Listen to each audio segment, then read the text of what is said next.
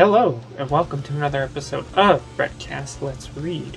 If you caught my last episode, I read a Pokemon fanfiction that was titled Pokemon Lemons, and if you remember at the end of that, I specified that I'm going to be doing a revision.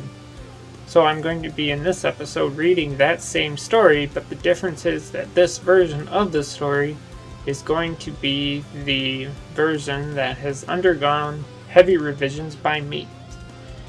There will be no commenting along the way, I'm just going to read each chapter straight through.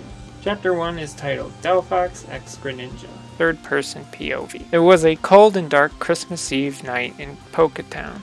Greninja was on his way home, drunk from a Christmas party he was coming from. Delphox, his girlfriend, was waiting for Greninja's return in their apartment. "Hey Greninja," she says as the drunk Ninja Frog walks through the door. "Hey babe," he slurred. "Babe, could you get the remote? It's in the bedroom," he asked the soft furry vixen. "Sure, I can get that. Did you drink all the wine from the Christmas party like you did last year?" she asked him. Greninja climbs into his recliner. "Look, just get the TV remote and we will discuss this later," he commanded. Delphox quickly got the remote from his room, and she also saw his phone sitting on the bed.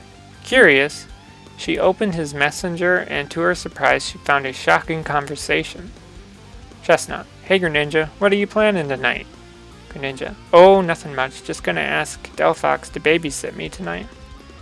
Chestnut: "What exactly do you mean by babysitting?" Greninja: "Well, a few nights ago she did ask me when we would have sex." Chestnut: "Oh, you scoundrel." Laugh emoji. Greninja, laugh emoji. "Hey Delphox, are you coming with the damn remote?" he asked angrily. Delphox stared at the conversation on Greninja's phone and got an idea. "You're not gonna need a remote," she replied in a sassy tone.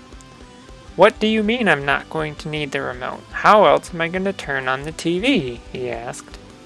Delphox rolled her eyes and turned towards the open doorway.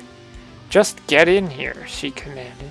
"Fine, I'm coming, but this better be worth it," Greninja replied as he got out of his recliner. As he entered his room, he was very surprised to see that his girlfriend was not wearing her usual soft robe, but instead, he saw her wearing only an apron that said eggnog on it. The vixen slowly approached Greninja and asked, "You like it?" in the sassiest tone Greninja had ever heard. "Like it? I love it!" he exclaimed. "Good!" Delphox said as she pushed him down, causing him to black out for a moment. And then they mated. Chapter 2 is titled Umbreon x Sylveon, third person POV. Sylveon was a cute single Pokemon. Umbreon, however, was her opposite, who has been known to have mated with many Pokemon. The only thing that these two Pokemon have in common is that they were both single and looking for love. One day, Sylveon was out shopping for food for her brothers and herself. Umbreon noticed her shopping and told his bodyguards to give her a message from himself. He wanted to have a battle with her, but he was not confident enough to ask her himself. Sylveon noticed Umbreon because he was sitting in a throne-looking chair which Sylveon thought was pretty hot. Sylveon snapped out of her daydream and suddenly saw 3 Pangoros standing right in front of her path. "What do you want from me?" the pink-colored Pokemon asked. "Our boss Umbreon has requested a battle with you," one of them said. "Oh, so Umbreon is your boss. Well, let's see if he can handle a fairy type," she exclaimed. The 3 Pangoros led Sylveon to where Umbreon was sitting. "So, you're Umbreon, right?" Sylveon asked the jet black Pokemon. "Indeed I am," he replied. Umbreon looked Sylveon over a few times and really did think she was a cute Pokemon. "I would like to have a battle with you, Sylveon," Umbreon requested. "I accept your challenge," Sylveon confirmed with confidence. "Good, let's go to the Coliseum. Daddy's gonna have fun with his new toy," he said in a sexy tone. They walked over to the Coliseum and started their battle after each of them walked to their respective sides of the field. Sylveon started with Fairy Wind, and to her surprise, it was a critical hit, and it was super effective. Umbreon fainted from the powerful attack, which made Sylveon the winner. Umbreon got up and walked over to Sylveon. "Well, I guess you won," he said, his gaze going from her eyes to the ground. "Yeah, I did. So what's my reward for winning?" Sylveon asked. Umbreon panicked, as he had never thought of a reward beforehand, but he just thought of one now. "Come with me," Umbreon said. "Alright," Sylveon said nervously. Umbreon led Sylveon to a room where the lights were dimmed, rose petals scattered all around a heart-shaped bed.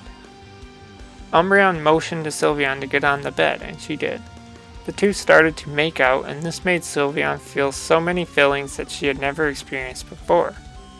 And then they mated. "Sylveon, I think I've fallen in love with you," he admitted. "I really want to be with you forever, so will you marry me?" he asked Sylveon. "Umbreon, look, being your wife would be great, it really would. But we hardly know each other, and I don't think rushing into a marriage is a good idea," she said. "Sylveon, you're right. Let's take things slow and easy. I am sorry, my feelings got the best of me," he said. "It's okay, Umbri," she said in a sweet tone. "I have to admit, I'm glad I ran into you while you were at the market," Umbreon said as he smiled.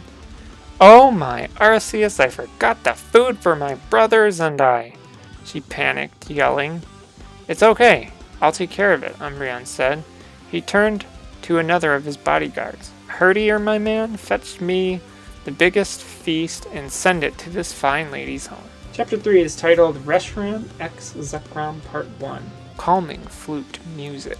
Dawn was nearing in the skies of Poketown as the legendary dragons were in an intense battle. After their really intense battle, they decided to take a break and chat for a bit. "Hey Zekrom, what are you eating?" she asked the jet black Pokemon. It's just some of my homemade rice puffs." "Did you want to try one?" he asked his vast white companion. "If you don't mind," Reshiram replied. Zekrom grabbed a rice puff and handed it to Reshiram.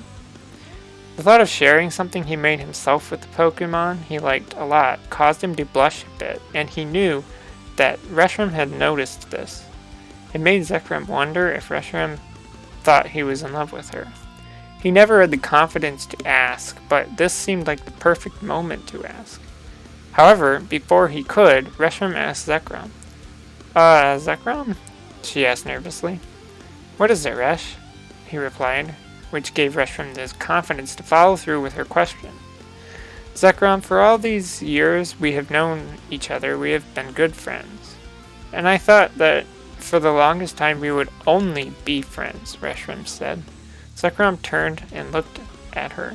"What is it that you're trying to say?" he asked. "Well, I don't know how you're going to take this, but I think I'm in love." She was cut off as Zekrom kissed her right on her lips. She didn't have time to think, and so she kissed him back with passion. They could have kept going, but Zekrom had different ideas beyond just kissing. "Will you follow me? I want to take you somewhere," he asked. "I will follow you anywhere," Reshiram replied. The two took flight, Reshiram following Zekrom, as he guided her to a special place that looked familiar to Reshiram. As they got closer, Reshiram realized that it was a familiar place because it was the old dragon breeding grounds. And then they mated. There you go. That is how I would have revised this fanfiction. I hope you enjoyed this. I am not the best writer, and I know I can always improve, and I try my best to improve whenever I can. So, again, I hope you enjoyed this. That's all I have to say, so if you're out of the conversation, leave a comment below. As always, thanks for listening, and goodbye.